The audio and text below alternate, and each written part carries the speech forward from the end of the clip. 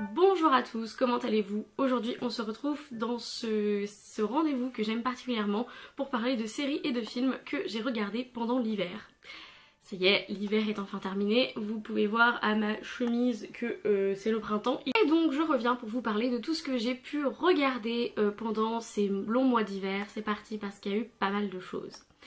On va commencer par les films et je suis allée voir au cinéma Le Crime de l'Orient Express. Puisque voilà, il est sorti au cinéma, j'ai lu le bouquin et ensuite j'ai voulu voir le film.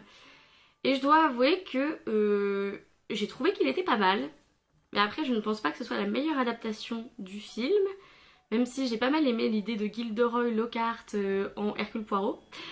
J'ai trouvé qu'il était bien dirigé, que voilà, le film était bien, enfin joli à regarder, etc. Esthétiquement pas mal. Après, les performances d'acteurs étaient bien aussi. En gros, je pense que c'était une adaptation assez fidèle du bouquin et j'ai préféré la fin dans le film qui est beaucoup plus émotionnelle, on va dire, que dans le livre où Hercule Poirot est en mode voilà le coupable, au revoir. Et là t'es genre ok, c'est pas juste ça. Je trouve qu'il a apporté une dimension assez émotionnelle au personnage de Hercule Poirot, donc j'ai pas mal aimé ce film, mais je pense pas que ce soit le film de l'année et je comprends les gens qui n'ont pas aimé. J'ai aussi vu The Darkest Hour avec Gary Oldman qui a gagné un Oscar pour ce film, qui est l'histoire de Churchill, genre les 20 premiers jours de son mandat en tant que Premier ministre de la Grande-Bretagne pendant la Seconde Guerre mondiale, et c'était juste super intéressant. Gary Oldman a fait un travail de fou. Par contre je l'ai vu en anglais. Je l'ai vu en anglais, je l'ai vu en Irlande, donc zéro sous-titres ni rien. Et alors au début, genre les 30 premières minutes, j'ai tellement galéré à comprendre son accent. Parce que, enfin à comprendre ce qu'il disait, c'est même pas un accent, c'est juste qu'il parle dans son... Il parle comme ça et donc t'es là, t'es... Articule Articule s'il te plaît. Et il y a notamment une scène qui est tellement puissante où Churchill ne sait pas ce qu'il veut faire, s'il doit entrer en guerre ou pas contre l'Allemagne, et tout le monde lui dit que non et lui il est persuadé que oui, et il va dans le métro et il demande aux gens ce qu'ils en pensent et toutes les personnes sont vachement braves. C'est comment dire, c'est quand même un cliché puisque toutes les personnes sont genre non on se battra jusqu'à la mort, et t'as envie de dire tu sais pas encore ce que c'est, mais les personnes sont vraiment we shall never surrender, voilà, faut pas, voilà, on n'abandonnera jamais et tout. Et je trouve que franchement c'était super bien tourné, très très bien tourné, j'ai beaucoup aimé la manière dont c'était tourné, beaucoup de suspense alors que je savais ce qui allait se passer, voilà, je savais que de toute façon ils entraient en guerre, donc j'étais genre pourquoi t'as peur qu'ils rentrent pas en guerre alors que tu sais qu'ils vont le faire. Mais je trouve que c'était un très très très bon film. J'ai aussi regardé 2 films sur Netflix, 2 documentaires. Le premier était The Mask You Live In, qui est un documentaire sur la masculinité, en particulier aux États-Unis, et comment la société et les stéréotypes et le sexisme, etc., ça influe aussi sur les hommes, et en gros comment, à cause de ce qu'ils entendent, des messages qu'on leur transmet depuis le plus jeune âge, genre il faut pas pleurer, genre tu joues pas avec des poupées, évidemment tu joues avec une grosse voiture, un gros camion, voilà, parce que tu t'as rien à faire dans la cuisine, t'as rien à faire avec les enfants, etc. Tout ce genre de messages qui sont très toxiques pour les petits garçons, genre il faut que tu sois fort, si quelqu'un te pousse, tu le pousses aussi, ce genre de choses, genre te laisse pas faire, t'es un homme, etc., t'es un garçon. C'était super intéressant de voir ce documentaire, je l'ai vu, enfin on a commencé à le regarder en cours et après il fallait qu'on le finisse seul si on avait envie de le finir, et bien sûr que je l'ai fini parce que c'était un documentaire absolument génial. Je pense que si vous l'avez sur Netflix France, vous devriez le regarder et c'est super intéressant. Je vais pas rentrer en détail dans tout ce qui est dit, mais beaucoup de choses sur la masculinité toxique de Donald Trump par exemple, et le genre de mauvais modèle que c'est pour un jeune garçon. J'ai absolument adoré du coup ce documentaire. Et le deuxième documentaire que j'ai regardé, c'est le documentaire sur l'interview de Malala Yousafzai par Dave Letterman. Pareil, il durait une 50aine de minutes, il était super intéressant. pour que Malala s'exprime sur la culture pachtoune, sur pourquoi elle étudie à Oxford, sur ce qu'elle se rappelait du jour où elle s'est fait tirer une balle en pleine tête, ce genre de choses, puisque je pense que tout le monde sait qui est Malala Yousafzai, outre qu'elle a gagné le prix Nobel de la paix quand elle avait 17 ans quand même, c'est qu'elle se bat pour l'éducation des jeunes filles et elle s'est fait tirer une balle en pleine tête pour ça par les talibans. Donc c'était super intéressant qu'elle puisse exprimer son opinion et on a le même âge je crois et je l'admire profondément. J'ai dû faire une dissertation sur les super-héros dans le cadre de mon cours Gender and Pop Culture et donc quoi de mieux que d'aller voir Black Panther qui est le nouveau... Alors là je sens qu'on va me jeter des tomates mais je ne connais pas la différence entre DC et Marvel, donc je pense que c'est le nouveau Marvel si je me souviens bien, mais je n'en ai aucune idée puisque je ne regarde pas de films de super-héros. Et donc j'ai beaucoup aimé ce film, notamment peut-être parce que pour une fois il y a un personnage principal, le protagoniste est un homme noir, ce qui est quand même très rare pour les films de super-héros. Puis j'ai beaucoup aimé le visuel, j'ai beaucoup aimé la musique, j'ai beaucoup aimé les acteurs, j'ai adoré le rôle que les femmes jouaient enfin dans un film de super-héros. J'ai adoré que le fait que les deux seules personnes blanches soient Martin Freeman et Andy Serkis, aka Bilbo et Gollum, et voilà, j'étais complètement comme une fangirl. Et j'ai adoré que la première fois que la jeune femme noire parle à un blanc, elle lui dise Shut up colonizer. Tais-toi, ferme-la colonisateur. Et j'étais genre...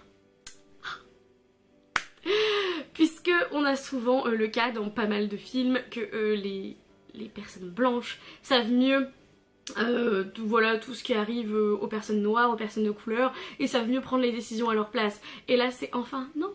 Oh non, le dernier film dont j'ai envie de vous parler, c'est The Greatest Showman, évidemment, je l'ai vu, un film où Hugh Jackman et Zac Efron chantent.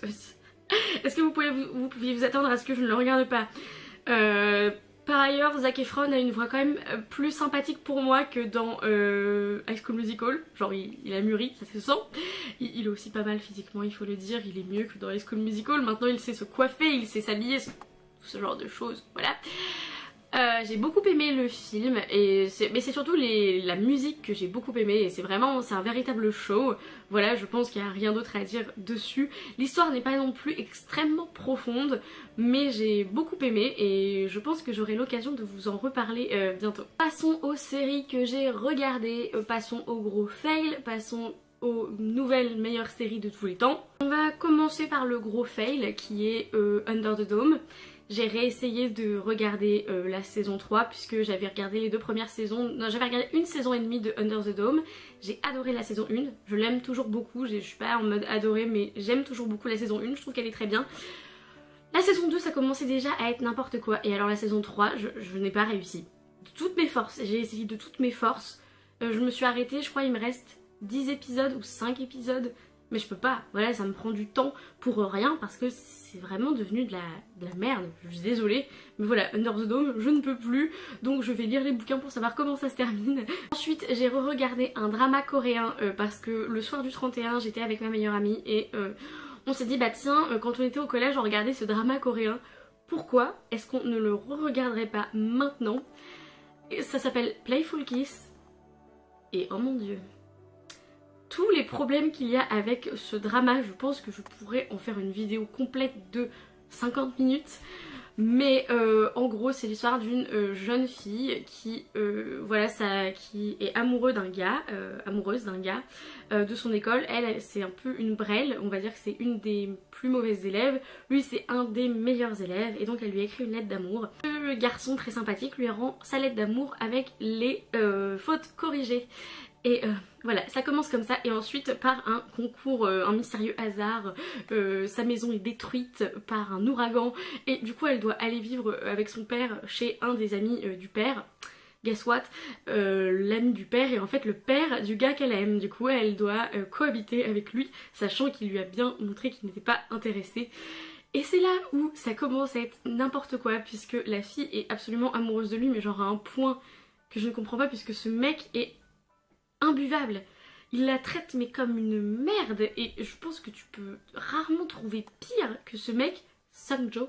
Genre t'as envie de le traiter, t'as envie de le frapper quoi, très clairement. Il est irrespectueux, il est sexiste, tout ce que tu veux, et elle est folle amoureuse de lui. Vous me direz pourquoi j'ai continué à regarder. Parce que c'est addictif et parce que je regardais quand j'étais au collège. Du coup j'étais genre...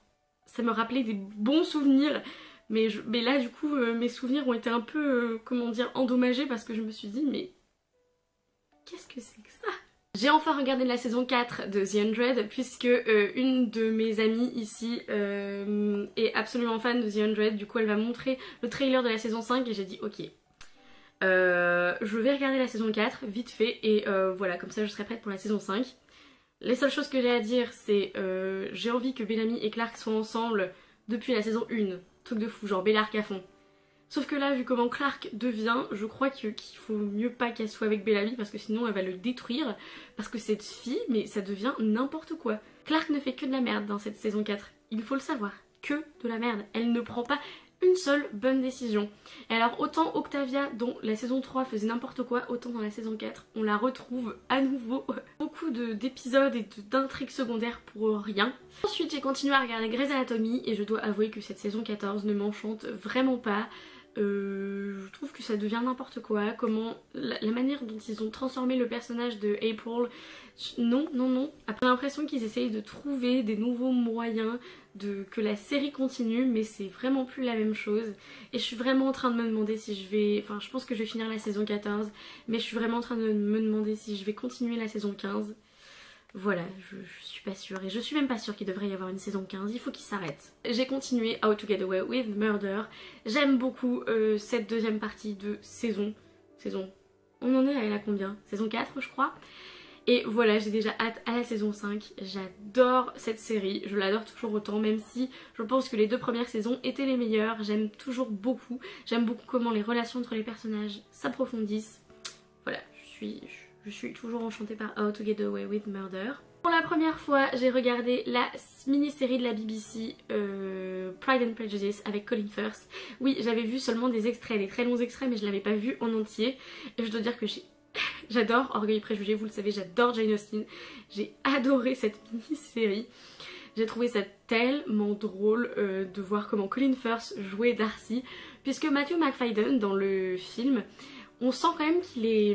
comment dire, qu'il est heurté, notamment la scène où Elizabeth refuse de l'épouser la première fois.